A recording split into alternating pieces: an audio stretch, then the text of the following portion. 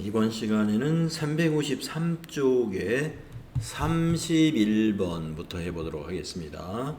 지난 시간에 이어서 31번 보시면은 정부 보조금 관련해서 문제가 두 문제 있는데요. 문제가 귀하니까 이거 두 개는 다 풀어보도록 하겠습니다. 자, 정부 보조금 관련된 설명 중 옳지 않은 것은, 자, 1번 상환 의무가 없는 자산 관련 정부 보조금은 관련 자산 취득 시 그 자산의 가산 계정으로 회계 처리하는 것이 아니라 차감 계정으로 회계 처리하죠. 예. 우리가 정부 보조금 관련 정부 보조금이라는 개정 과목은 자산 상환 의무가 없는 자산 관련 정부 보조금은 관련 자산의 취득 시 해당 자산의 차감 계정으로 정부 보조금을 기록하지 않습니까? 답이 1번이네요. 가산 계정이라고 했으니까 정부 보조금은 차감 계정입니다. 나머지 2, 3, 4 맞는 거니까 읽어보겠습니다. 상환 의무가 없는 자산 관련 정부 보조금은 관련 자산의 내용 연수에 걸쳐 감가상각 금액과 상계한다. 네, 정부 보조금을 상각하는 거죠. 그때 대변에 감가상각비가 갔었죠. 여러분 아마 분계 기억날 거예요. 다음에 3번 상환 의무가 없는 수익 관련 정부 보조금으로 특정 조건을 충족해야 하는 경우가 아니라면 정부 보조금을 받을 때 손익에 반영하죠. 예, 정부 보조금 수익학에서 수익으로 반영했습니다. 다음 4번 상환 의무가 없는 수익 관련 정부 보조금이 특정 비용을 보전할 목적으로 지급되는 경우에는 특정 비용과 상계 처리한다. 네, 맞습니다. 1번 가산 계정이 아니라 정부 보조금은 해당 자산의 차감 계정이라는 거 알고 계시면 되겠고, 다음 32번 주식회사 한공은 24년 1월 1일에 연구 장비를 취득하는 조건으로 상환 의무 없는 정부 보조금 50만 원을 수령하고 연구 장비를 100만 원에 취득했습니다. 24년 재무상태표와 손익계산서에 계상될 감가상각 누계액과 감가상각비는 얼마인가? 연구 장비는 내용연수 10년이고 감가상각 방법은 정액법이며 잔존가치는 없습니다. 자, 그러면 우리가 이 50만원 50%에 해당되는 연구장비 100만원에 취득했습니다만은 그 중에 50만원은 정부 보조금이 들어있는 거예요. 그거에 대한 감가상각을 우리가 하지 않습니까? 그러면 감가상각 누계액이라는 것에는 이 100만원에 대한 감가상각 누계액이 모두 들어가야 돼요. 그래서 10년 나누기, 아니죠, 100만원 나누기 10년 하면은 1년에 10만원이죠. 그래서 감가상각 누계액은 10만원이 되어야 됩니다. 감가상각 누계액은 10만원. 하지만 감가상각비는 10만원이 아닙니다.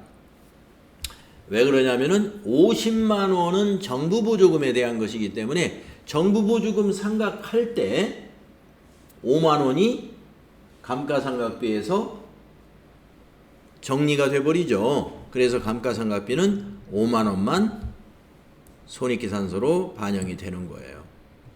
그래서 답은 2번이에요.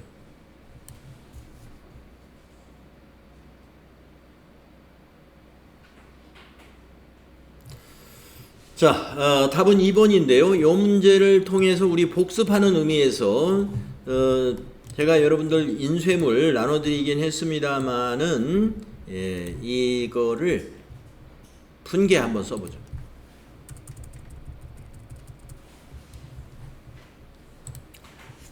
자, 이 분계는 세 단계로 보겠습니다. 수령시, 취득시, 감가상각까지. 자, 수령시라는 것은 50만원의 보조금을 보통예금으로 받은 것으로 해보겠습니다. 자, 차변의 보통예금 50만원 수령했습니다. 대변에 정부 보조금 보통예금의 차감 계정으로 50만 원을 기록하죠. 취득시 분개해 보겠습니다.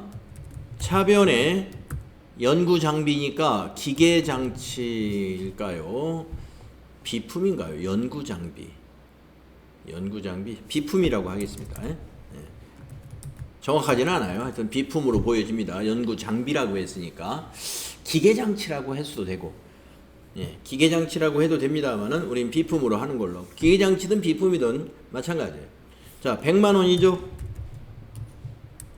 100만 원에 취득했습니다. 대변에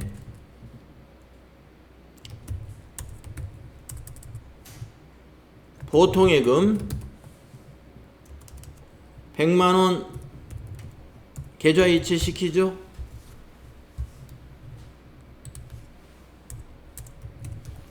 자, 그러면은 요 정부보조금 보통예금 차감 계정은 어떻게 돼요? 상기시켜야죠. 이거 써버렸으니까. 정부보조금 보통예금 차감 계정 차변에 와서 상계되어야 돼요. 취득할 때 이렇게 없어지죠. 그리고 대변에 뭐가 만들어져요? 다시 또 정부 보조금 또 만들어지는데 이거는 비품의 차감 계정으로 만들어지는 거예요. 비품의 차감 계정으로 50만 원이죠. 정부 보조금이 지금 현재. 그래서 연구장비 취득했을 때 회계 처리는 이렇게 돼야 됩니다. 그러면 지금 요 32번의 문제는 감가상각 누계액과 감가상각비가 얼마냐 하는 문제니까 그 답은 여기서 나오죠. 감가상각 하는 기말에. 자, 정액법이고 내용연수 10년이고 잔존가치 없습니다. 그러면은 100만 원을 10년으로 나누면 1년에 10만 원입니다. 그래서 차변에 감가상각비 10만 원, 대변에 감가상각 누계액 10만 원 이렇게 회계 처리를 하고 나서 뭘 해야 되죠? 요 정부 보조금도 이와 같은 조건으로 상각을 해야 됩니다. 정부 보조금도 정액법으로 10년간 상각하는 거예요. 그래서 50만 원을 10으로 나누면 1년에 5만 원이죠. 그래서 정부 보조금 5만 원 상각합니다. 이 정부 보조금은 여기 비품 차감 계정에 5만 원을 말한 거예요. 50만 원에 10분의 1, 5만 원. 그것을 어디에서 빼줘요? 감가상각비에서 정리해버려요. 감가상각비에서 비용을 취소시켜버리는 거예요. 그렇게 되면은 손익계산서로 가는 감가상각비는 10만 원이 발생했다가 여기서 5만 원이 취소되지 않습니까? 그래서 감가상각비는 5만 원만 손익계산서로 가게 되고 감가상각 누계액은 그대로 감가상각 누계액은 그대로 10만 원이 차감 계정으로 존재하게 되는 것입니다.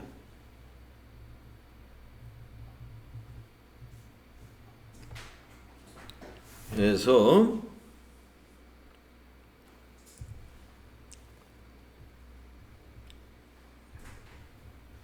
감가상가라고 했는데 이 상각이죠. 감가상각.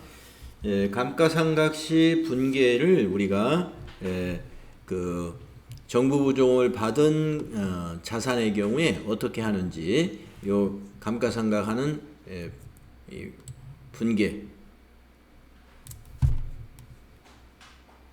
이 회계 처리를 기억하셔야 되겠습니다.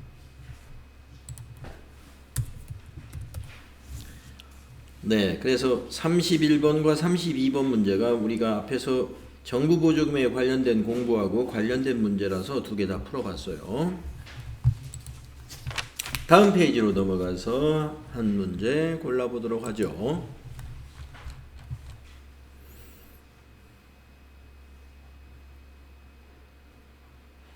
37번. 이것도 정부 보조금 문제입니다.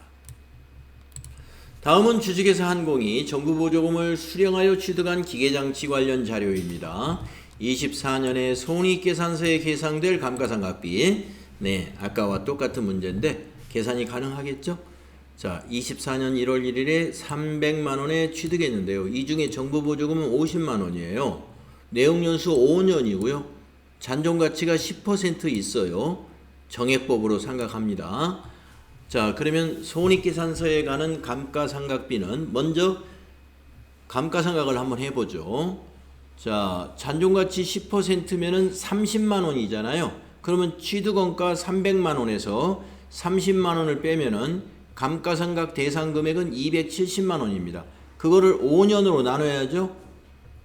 5년으로 나눠볼게요. 1년에 얼마가 되나요?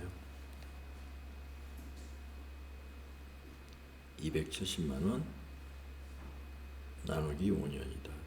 54만원 나오죠? 1년에 54만원. 그러면 감가상각 누계액은 54만원이에요. 그런데 여기서는 감가상각비를 물어봤으니까 정부보조금 상각을 해봐야 되죠? 자, 정부보조금도 5년에 걸쳐서 상각을 하는 겁니다.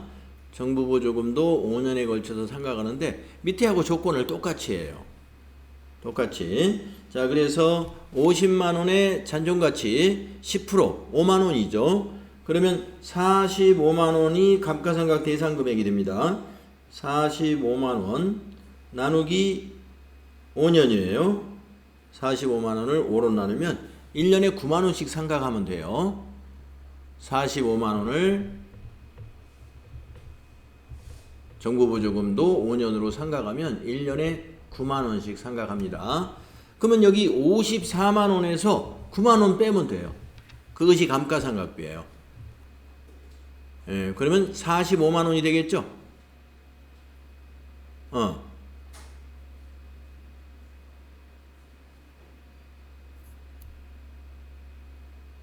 하하.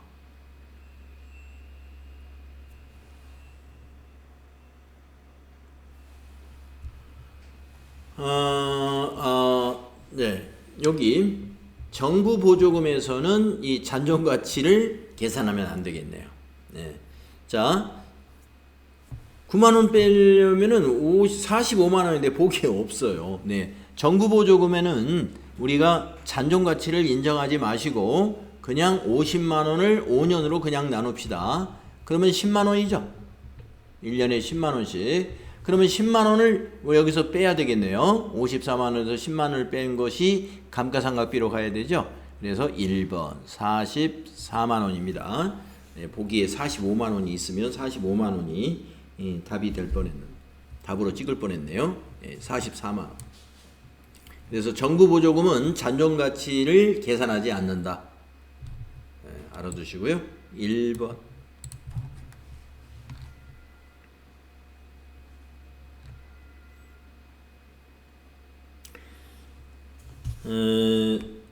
38번도 한번 풀어볼까요? 정부보조금 문제. 기계장치를 100만원에 취득하고 38번입니다. 보통예금으로 수령했던 정부보조금 100만원으로 이체하여 지급했다. 자, 이게 어떤 거죠? 기계장치를 100만원에 취득하고 대금을 보통예금으로 수령했던 정부보조금 100만원으로 이체했다. 네, 그러니까 100만원 모두가 정부보조금이죠. 그러면은 기계장치, 차변의 기계장치 100만원입니다. 자, 옳은 분계를 찾는 거죠. 차변의 기계장치 100만원. 차변에 기계장치 100만원 오는 것은 다번과 라번만 왔어요. 대변에 가는 것은 보통예금 100만원이 일단 대변에 갔죠. 대변에 보통예금 100만원 3번이 맞았습니다. 다번이 맞았어요. 다번. 자, 왜 라번이 틀렸느냐 하면은 이 기계장치 차감계적인 정부보조금은 기계장치가 차변이잖아요. 대변에 생기는 거죠. 차감계정이니까. 대변에 정부보조금 기계장치 차감계정이 없어져야 되고, 차변의 정부보조금 100만원은 보통예금으로 수령했을 때 대변에 정부보조금 보통예금 차감계정으로 잡았던 것을 정리하는 거예요. 그래서 취득했을 때 분계, 다번이 맞는 것입니다. 라번은 거꾸로 차감계정을 거꾸로 배치했어요. 이렇게. 그래서 3번이다. 정부보조금 관련된 문제는 이런 스타일로 문제가 출제가 되는 것입니다. 다음은 부채와 자본 문제로 다음 페이지로 넘어가서 하나 골라보겠습니다. 7번 문제 한번 볼까요? 사채에 대해서 우리 공부 많이 했는데요. 7번 다음 중 사채 발행 관련 회계 처리 옳지 않은 것은 1번 사채 할인 발행 차금 및 할증 발행 차금은 이자 비용에 가감하여 상각 처리한다. 네, 우리가 사채 할인 발행이나 할증 발행 차금은 매년 상각하죠. 예, 이자 비용하고 현금 지급하는 이자의 차이를 상각해 나갑니다. 2번 사채 할인 발행 차금의 상각은 당기 순이익을 감소시킨다. 자, 사채 할인 발행 차금의 상각이 수익이나 비용이면은 우리가 당기 순이익의 변화를 주는 거지만 사채 할인 발행 차금의 상각은 부채의 변화를 주는 거예요. 예. 사채가 부채지 않습니까? 부채의 장부 금액을 액면가 사채에 맞춰 나가는 그런 단계이기 때문에 부채의 증가와 감소만 있는 것이죠. 자, 그런데 가만히 있어봐요. 사채 할인 발행 차금의 상각을 할 때 이자 비용 발생하죠. 이자 비용. 예, 차변에 이자 비용 오잖아요. 당기순이익 감소시키네요.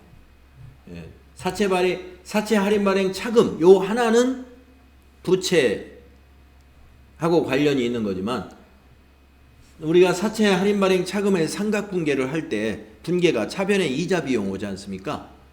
그리고 대변에 현금이 가고요. 예, 그래서 차변의 이자 비용 때문에 당기순이익이 감소하겠습니다. 다음에 3번 사채 할증 발행 차금의 상각은 사채의 장부 금액을 감소시킨다. 맞습니다. 여러분, 할증 발행이라는 건 액면 금액보다 높게 발행한 것이죠. 그래서 그 액면 금액보다 높게 발행한 것을 상각하면은 그게 액면 금액으로 낮춰주는 거거든요. 그래서 장부 금액이 감소되어야 액면 금액하고 같아지는 거죠. 할증 발행은 상각해서 장부 금액을 감소시켜 나가는 작업이고, 할인 발행은 상각해가지고 장부 금액을 증가시켜 나가는 단계 작업이에요. 3번 맞았네요. 4번 사채를 할인 발행하는 경우 손익계산서상 이자 비용은 사채 장부 금액의 액면 이자율을 곱한 금액이다. 여러분, 이자 비용을 어떻게 계산했어요? 차변의 이자 비용은 사채의 장부 금액에다가 유효 이자율을 곱해가지고 계산했죠? 액면 이자율을 곱하는 것은 현금 지급하는 이자, 현금을 계산할 때 액면 이자율을 곱해가지고 대변의 현금을 계산하죠. 차변의 이자 비용 계산할 때는 유효 이자율, 유효 이자율법에 의해서 이자 비용 계산합니다. 그래서 4번이 옳지 않습니다. 우리가 지난 시간에 사채를 했던가요? 어제? 유효 이자율로 곱해서 이자 비용을 계산합니다. 자, 그 다음에 357쪽으로 넘어가서요. 16번 문제 한번 볼까요? 자본에 대한 회계 처리로 옳지 않은 것은? 자, 자본에 관한 회계 처리 문제 보겠습니다. 1번 유상증자 시 자본금의 액면 금액을 초과하는 금액은 자본잉여금이죠. 예, 주식 발행 초과금으로서 자본잉여금으로 회계 처리한다. 예, 맞습니다. 2번 자기주식 취득 시, 예, 우리 자사의 주식을 취득하는 것을 자기주식이라고 그래요. 취득 시 이익잉여금 총액의 변동은 발생하지 않지만 자기주식 처분 시 발생하는 손익은 이익잉여금에 반영된다.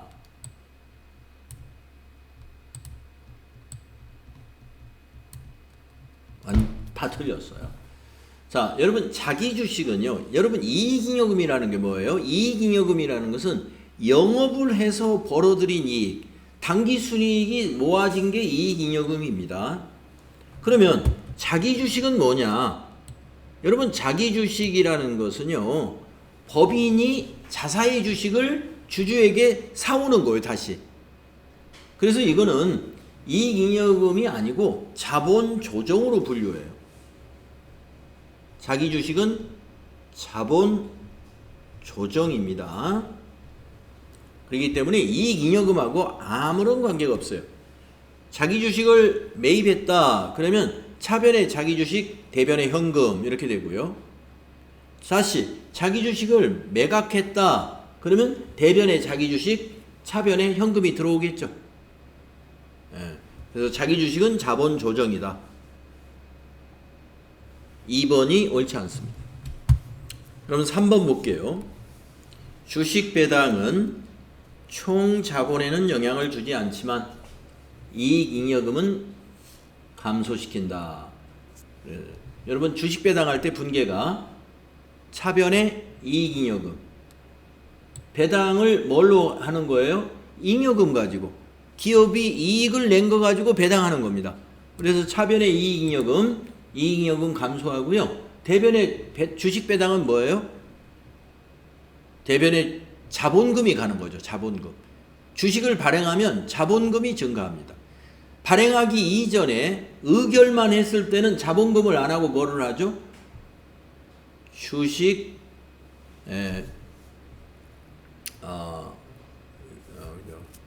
미교부 주식배당금이라고 그러죠. 미교부 주식배당금. 그래서 임시 개정으로 대변의 미교부 주식배당금으로 정리했다가 발행을 하면 대변의 자본금이 됩니다. 그래서 주식배당은 총 자본에 영향을 주지 않아요. 왜냐하면 미교부 주식배당금도 자본, 그 자본 조정이에요. 자본금도 자본, 그리고 이익잉여금도 자본이에요. 그렇기 때문에 자본 총액의 변화가 없어요. 하지만 이익잉여금은 감소해가지고 나중에 자본금으로 가는 겁니다. 예, 주식배당이라는 분계는 회계처리는 이익잉여금 차변에 오고 결국에 나중에 자본금이 대변에 가서 자본 감소, 자본 증가가 일어나는 거죠. 3번은 맞았어요. 4번 주식배당은 발행 주식의 액면 금액을 배당액으로 하여 회계처리한다.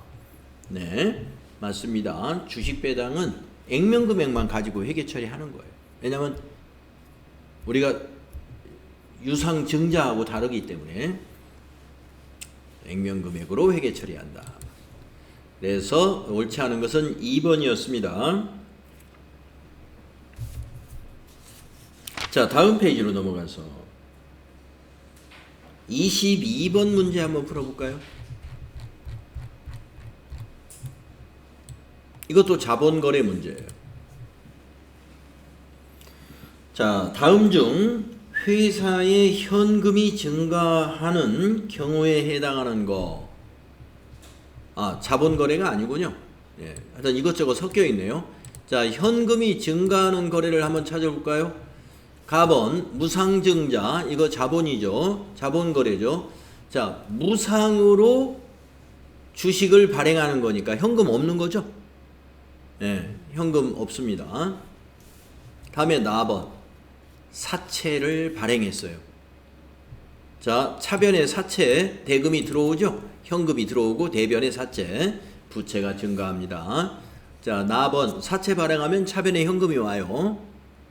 예, 현금이 증가합니다. 그 다음에 다번, 자기 주식을 처분했어요. 처분한 돈이 현금이죠. 예, 차변에 현금, 대변에 자기 주식. 현금이 증가합니다. 그 다음에 라번, 토지의 재평가를 실시했어요. 자, 가격이 오르면 차변에 토지, 대변에 재평가 잉여금이죠. 예, 처분한 게 아니니까 현금 증가 없는 거예요. 그래서 여기서 현금이 차변에 오는 것은 사채를 발행했거나 자기 주식을 처분했을 때만 해당됩니다. 3번이 되겠죠. 예, 다음은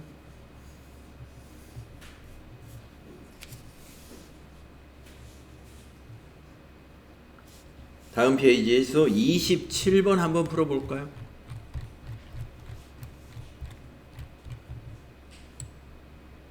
다음은 주식회사 한공의 퇴직급여 충당 부채 개정과 결산정리 사항이에요. 결산회계 처리를 하였을 경우에 가의 금액과 나의 계정 과목으로 올바른 것은 이 전기 2월 퇴직급여 충당 부채는 전기에서 당기로 2월 된 금액이 얼마인가를 알아내라는 거고요. 나번은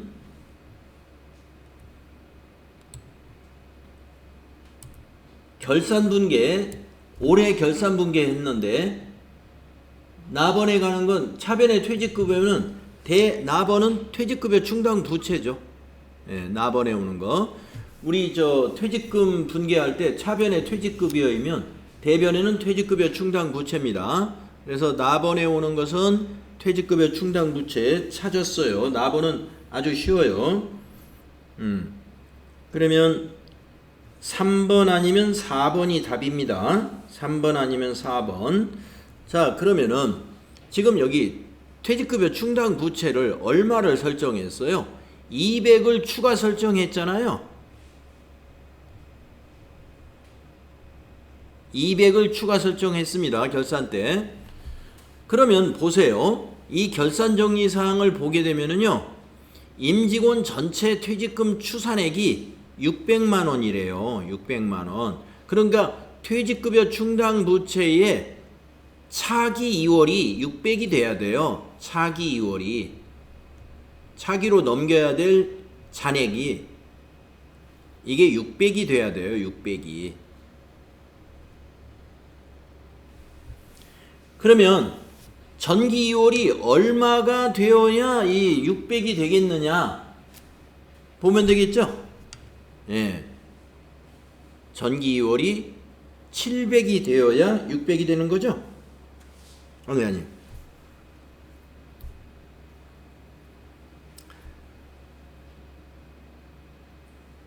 전기 2월이 600 중에서 아니다. 200을 추가 설정했으니까 400이죠. 400. 아니야. 그렇죠. 600인데 600이 차기 2월로 넘어가는 건데 여기 잔액이 400이 있어야 돼요. 400이. 그러면은 여기가 500이어야 되겠네요. 500.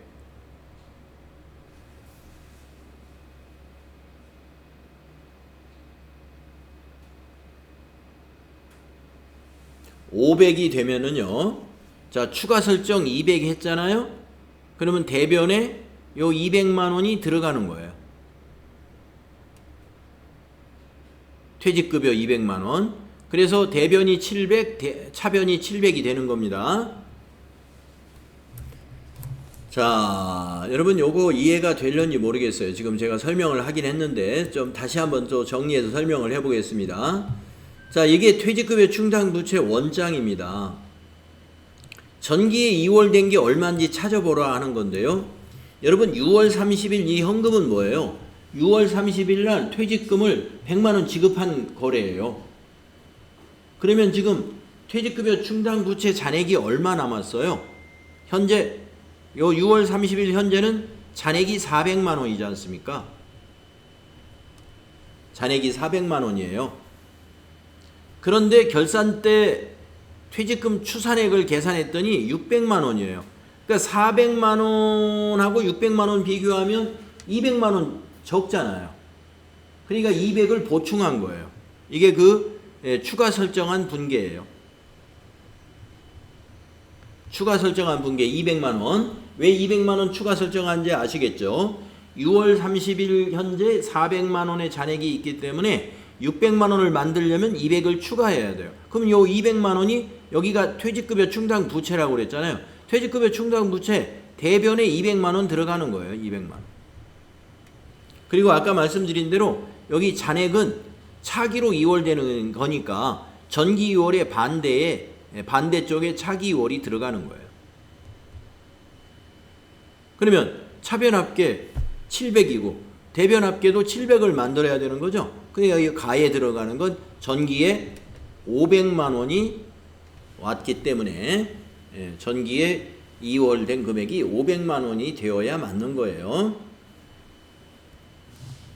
전기 2월이 500만 원을 집어넣어야 이게 이 얘기가 되는 거다. 답은 3번이 되는 겁니다.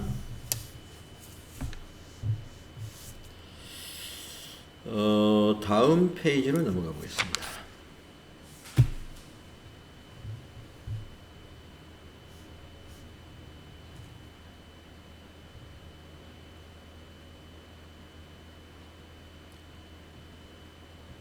(1번) 문제 한번 풀어보죠. 다음 페이지에서.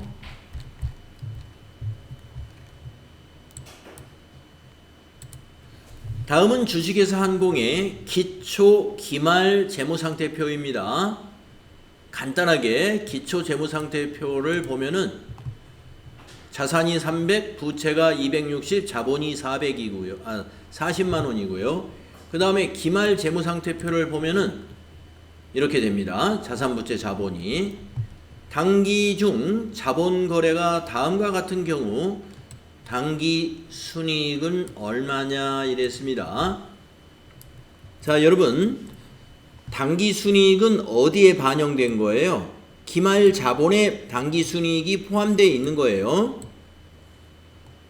당기 순이익은 기말에 미처분 이익잉여금으로 자본에 들어간다는 거 여러분 알고 있죠? 자, 근데 기초 자본이 얼마였습니까?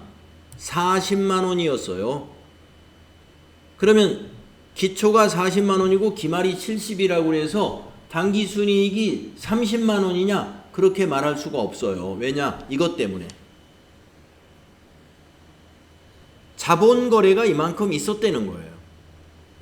그러면 지금 여기서 기초가 70만 원이 된 것은 지금 이 30만 원이 증가했는데 이 증가한 원인은 당기순이익도 원인이 있지만 이 자본거래도 원인이 있다 이거예요.